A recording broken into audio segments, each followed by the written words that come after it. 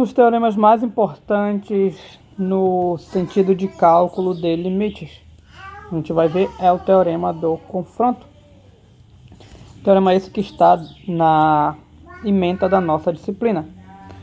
Então, antes do teorema de confronto, a gente vai ver algo que é algo de se esperar. Temos um teorema que diz o seguinte: se f de x é menor ou igual que x, e aqui a gente vai pensar na geometria. Quando uma função é menor do que a outra, nós dissemos que uma função é menor do que a outra quando a imagem dessa função é menor que a imagem da outra para qualquer valor x. A imagem em um ponto x é menor que a imagem da outra nesse mesmo ponto x. Aí tem uma geometria interessante, porque se você pega um x, se a imagem do x é menor do que a g, então a imagem do x pela f vai estar mais abaixo do que a imagem do x pela g, já que a imagem da f é menor. Então, a imagem, lembre-se que fica no eixo y.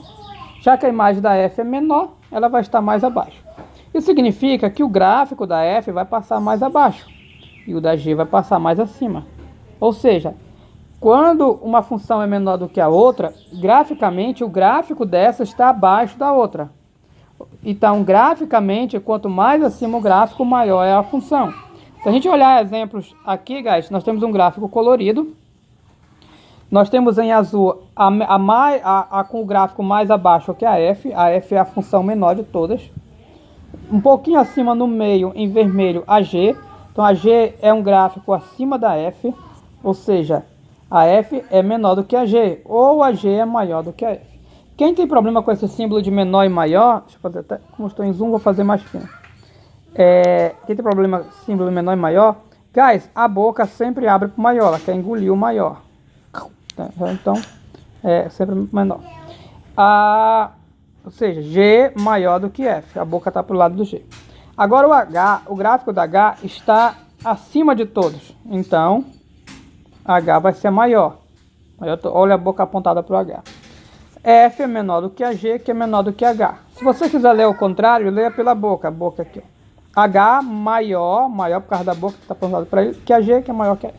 Mas nós temos um detalhezinho importante aqui. Isso aqui acontece para valores próximos do A. Porque quando você pega muito longe do A, bem aqui tem um problema aqui, ó. Esse pedaço aqui que está bem longe da linha do A, bem longe. Perceba que o gráfico da G, mais ou menos daqui, né? Aqui é uma barreira. Vou pintar isso. Vou fazer uma barreira e vou riscar o resto para você entender bem. G é o vermelho. GH. Perceba que nesse pedaço, a G superou H. A G é maior do que H. Então, essa regra aqui da G menor que H, ou H maior que G, é próximo do A. Muito distante nesse exemplo. Outro exemplo é outra situação. É só para vocês entenderem direito a questão de maior e menor. Então, nesse exemplo, próximo do A, nós temos isso. Distante, a G aqui passou do H. Lá no futuro, para cá, na verdade é passado, né? Que é para trás. Pode ser que se invertam de novo, pode ser que sim, pode ser que não, pode ser que isso aqui continue assim.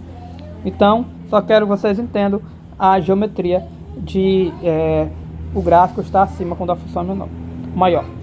E aí nós temos algo interessante sobre o limite. Se o gráfico está acima, nós esperamos que o limite da função também seja maior. Por isso que nós temos esse teorema. Se a f é menor que a g, o limite da f será menor que o limite da g.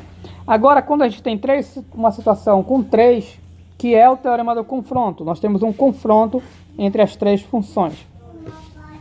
Imagine essa situação. Uma menor que a outra, pelo menos para x próximo do A. Pode ser em todo lugar, mas o importante é próximo. Então, na hora que você for calcular o limite para x tendendo a A, veja bem, olha, a F é a menor, a H é a maior, o G está no meio. Se o limite da F vai para um A, ela vem por baixo, que a F é menor. E o limite dessa maior é o próprio A. Então, o da menor e da maior, elas vão ao encontro do A. A G que está no meio, ela é imprensada. E ela é imprensada e forçada a ir para o A também. E calma, que se você não entendeu nada, não se preocupe que a gente vai ver isso na prática depois. E essa situação gráfica que a gente temos. Perceba que aqui o limite, aqui eu tenho um A. Perceba que quando eu venho pela esquerda ou pela direita, no rumo da linha do A, se encontra no mesmo ponto do L. O limite para x tendendo a A, da F é L e da H também.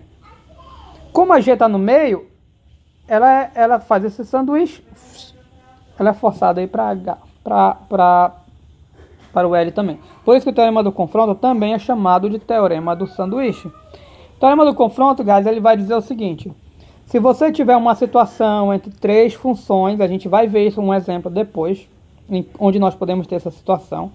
Se você tiver uma situação entre três funções que estão fazendo um sanduíche, no sentido de uma menor que a outra, menor que a outra, se o limite dessas pontas, ou seja, dessa menor e dessa maior, for iguais, essa menor vai para um L e o da maior vai para um L também, então, forçadamente, o limite da G vai ser L.